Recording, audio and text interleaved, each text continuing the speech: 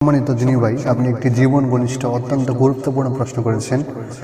যারা বিবাহিত দম্পতি রয়েছে তারা যখন স্ত্রীর সাথে সহবাস করে উত্তেজনার বশতে অনেক সময় স্ত্রীর স্তন চুষতে গিয়ে তার দুধ ভিতরে চলে যায়, এক্ষেত্রে কি সেই স্ত্রী তালাক হয়ে যাবে, অর্থাৎ মা হয়ে যাবে কিনা?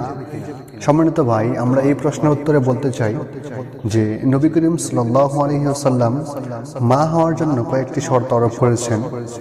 সেদিকে লক্ষ্য করতে গেলে দুধ খেয়ে মা হওয়ার শর্ত হলো কমপক্ষে একটা মানুষের 5 বার দুধ পান করতে হবে এবং তার বয়সটি হতে হবে কমপক্ষে 2 বছর, সর্বনিম্ন 2 বছর, অর্থাৎ সন্তান জন্ম হওয়ার পর থেকে 2 বছর পর্যন্ত দুধ খাওয়া যায়।